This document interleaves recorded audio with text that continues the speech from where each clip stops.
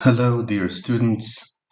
Based on our experience from the last couple of units, today we'll talk about once we have a good idea, once we have a plan, how do we sell it to our audience? How do we draw and hook them in to start the big job, the big idea, the big implementation? So today is all about the basic ideas and the basic tenets of presenting a plan for change. Ready? So what we're going to do is this. I'll talk about the importance of a good presentation. Why should we do this? Often because there's never a second chance to make a first impression, and we'll have to make a very convincing case for an idea that will require people to make an effort for us, or at least they perceive it at that moment for us is something that they need to do for us, right? So we need to be very effective, and if we lose this momentum, we may lose the entire project. So that's one. That's why it's important. Then I'll present two scripts. One in which the audience is ours, that is, they're mindful, they're interested, they're attentive, and they wish to collaborate with us. That's the good scenario. The worst scenario is, of course, when we can't really count on our audience to be attentive, to be motivated. And then what do? How do we make them listen, and how do we convince them? Well, there are a few ideas and a few cues and pointers to which I will point out. And last but not least, of course, give you a do's and don'ts kind of a list. How do we make an effective presentation? All right, so that's what's ahead. Ready, steady, go. So, what's the purpose of a good presentation? Why do we need it? Well, first of all, we need to draw attention. If people do not attend to what we have to do, if they're not attentive and focused on what we have to say, chances are nothing is going to happen. So we need to make sure that we draw their attention. And you have to remember, people are bombarded by cues, ideas, information, advertisements, whatnot. So we need to get competitive. We need to offer something that's interesting to draw their attention and keep it focused on our idea for long enough to process what we want them to process. So that's the first thing we have to achieve. We have to make people focus on us. Then reflect an issue that is relevant and engaging. We want to present the issue at hand as something that touches everyone involved. So it's in their own best interest to actually listen, get involved, be active on this, because it will make their lives better in some way. All right? And deliver a persuasive message. That is, provide a setting, or set the stage to a process by which they will agree with you on a choice of an alternative reality, if you will. Okay, so a choice of behavior or a choice of change that they are willing to embrace, at least willing to consider seriously, to engage and work with. And then ultimately what we want to achieve is a change in behavior. We want people to do something differently. We want an organization to act and function differently. We want to make an impact. And these are the stages. Draw attention, reflect an issue that is relevant and important to people, deliver a persuasive message, and ultimately move people toward action. All right. How do we do this? Well, lucky for us, quite a few scientists have looked into how do we persuade people? How do we design a persuasive message that will help us change behavior with people? Anything from selling them a soft drink to changing the way they vote, changing the way they act, quit smoking, start smoking, whatever. All right, do things differently at work, in school, and so on. And I think one of the most convincing and effective models to emerge from this field of persuasive communication is a model that gained popularity in the second half of the 1980s by Petty and Cacioppo. They were the ones who presented it first, and that's called the ELM, the Elaboration Likelihood Model. And the idea is this: we can try to persuade people in two different conditions. One, when the audience is motivated, attentive, and involved. That is, it's something that's important to them. They come to us for ideas, solutions, whatever, and are willing to listen. Then we work methodically. We work cognitively. And basically, what we do is we assume that they are willing to listen, to acquire information, analyze it, and come up with the best solution. So we will present a few options for them. We will elaborate the data and help them think methodically to reach a selection or a commitment to a solution. And usually what studies show that if people do it this way, the attentive, motivated way, most people make a change in their attitudes, in their behavior that's long lasting and that's pretty much committed to, which is great. But we know that often when we want to change people's, perceptions, attitudes, behaviors, and so on, it's our interest. They are not sure at all that they want it. So they're not attentive. They're not motivated.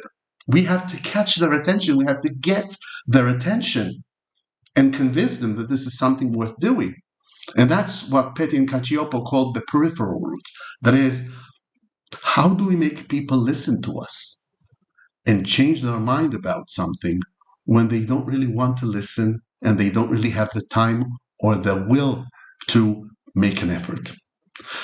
The peripheral route basically says this: our audience will not engage in serious data acquisition, analysis, decision making. No, no, no, no. They need a simple message. They need to react to something that interests them in a way that's very basic, that does not require a lot of thought, a lot of decision making, a lot of data crunching, if you will. They don't have the time or the energy or the motivation for it. And what kind of reaction do we know that is, human reaction, very basic, very quick, very powerful, doesn't require a lot of thought? Emotion, right? If you said emotion, you're right. What we usually do in the peripheral route is elicit emotion. If that's something that we want to commit people to, if it's something that we want people to enjoy or commit to or get persuaded to pursue, we'll try to elicit or create a positive emotional response to that idea, that notion. If you think about advertisements in which you see a good-looking man or woman representing or presenting a product, that's the exact idea. All right. If we see a beautiful woman presenting a new car model or whatever, why is she doing so? What's the connection between the nice-looking woman and the car, except for the possibility that she will drive it? Okay, but what's the idea? It doesn't say anything about the car, right? Right. It's the basic idea that emotional response will be automatic. So, woman, nice-looking woman, good, car, good. All right, that's the absolute association, basic reaction. That's the idea. Why do so many business meetings are conducted during, a business lunch? Good food, and the money is paid by another person.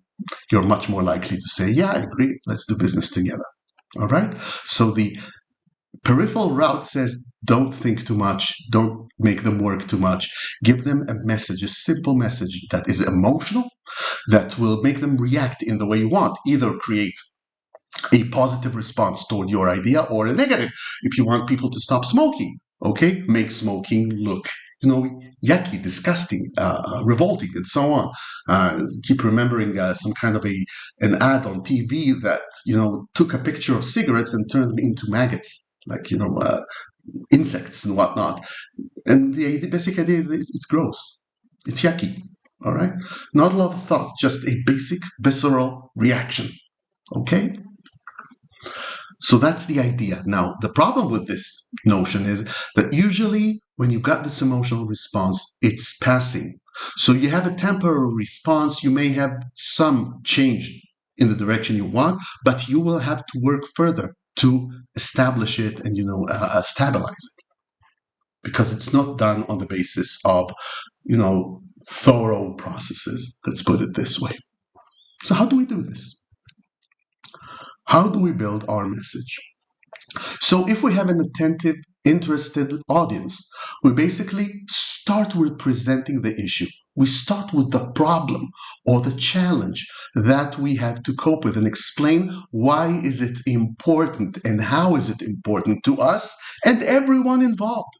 Okay, we want to make people basically become stakeholders in whatever it is that we're trying to do, right? So we have to show them it's relevant to them, to each and every one of them, and why it's so important to them.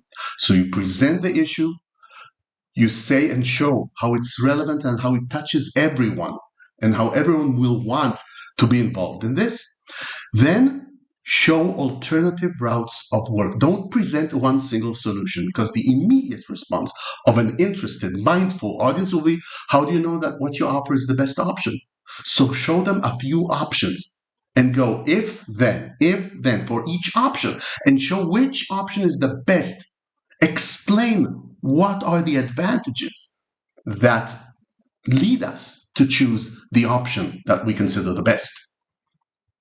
If we manage to do this, we want to achieve a situation in which the majority of, never everybody, right? Never everybody, but a majority of people convinced that this is a good plan and they support it. That's enough. You did enough. If this is what you achieved in a meeting, and it shouldn't be too long, you've done a great job. Then you'll have to, of course, meet once more, and then once more again, and so on, to make plans. We all know it, right? Mission, vision, goals, plans, and so on. And we have the tools, we have the analytic tools. We know how to do this. Now, what happens if we have an inattentive or disinterested audience? Then we have to sell our idea. We can't take a lot of their time. We have to get them interested, get them to react the way we want them to react to the idea, and plant a seed in their mind. Then work on it later on. So basically hook in, get a story, get an idea, get a case that you can describe that will interest them. Hook them in, make them interested. Once they're in, say, oh wow, what happened then? Then you give the elevator pitch. Remember, that was included in our previous unit. The elevator pitch is basically a 1-minute presentation of what it is that you want to do, why is it beneficial, and what's next. That's it. You don't present many solutions and make them choose, or present an if-then scenario. No, you don't have time for it. You just present why this is bad, why this is good, and you present it in one big idea, and you make them react positively to it. You associate it with something good. That's enough.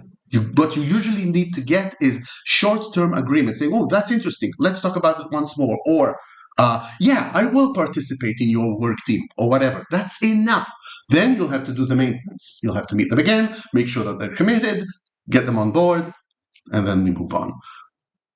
All right? Do's and don'ts. Do. Always, even when your audience is mindful and motivated, keep it simple. Make it easy to understand. Don't use technical language. Don't use overly sophisticated ideas. Translate everything, even if it's complicated, even if the ideas, the models, whatever, are complicated. Translate them, so to speak, into simple, everyday language that is easy to understand. Keep it relevant to all the people involved. So they will always ask, how is it relevant to me? How is it going to influence and impact my life? Give them answers. Create an illusion of choice. That's when I say, especially when you have a mindful group, present ideas, but then, or different alternatives, but lead them toward the alternative that you've already checked and saw that is the best for the situation. Sell your idea, be enthusiastic about it, be knowledgeable about it, be ready to give answers to questions. So practice with friends, tackle me. Give me difficult questions and see that you can tackle them, give effective answers in real time so you can be fluent, very what, self-confident, because it's important how you say it and how you present things is no less important than what you do, especially when your audience is inattentive. If you sound like you know what you're talking about, if you sound authoritative, if you sound, secure of your own knowledge and ability, they will buy it better than if you know, well, at this point we're not sure, but maybe, then you lost your audience. Don't. Again, it's almost the mirror image of what I said in the news. Don't overcomplicate things. Don't use lingo, professional academic lingo. No, translate it. I'm not saying don't use theory, don't use methods. Of course, this is why I teach you in this course all kinds of methods, tools, measures, methods, whatever. But translate them into a language every person can understand. Learn your audience in advance. If they are business people, talk business language. If they are philanthropy people, talk philanthropy and better good for society, and so on and so forth. Don't remain within your own little world. Try to touch your audience where they are and use the language they understand. Don't force your idea and choice blatantly. You want to lead them there, of course. You want to manipulate your audience toward whatever it is that you want them to do, but don't force them into it. When people feel forced, like they don't have any choice, they will relentlessly, what? They will not agree with you, and they will resist what you want to say and what you want them to do. So give them some choice, listen to them, provide alternatives, but then explain why certain alternatives might be better than others. That's the basic idea. It sounds simple, but it requires a lot of practice. And a part of the assignments for this course will be presenting such a thing, and I'll be looking forward to seeing it. I'll give you more information in the upcoming weeks, because basically this is the last, learning unit in this course. What's coming next are the assignments that will, parts of the assignment that will conclude our course and will provide you, of course, with the opportunity to gain your credit, to gain your grade for this course by showing me that you can apply some of what we've learned here into some kind of a simulated performance. So more about that later. And in the meantime, be good, guys. Be well. Bye-bye.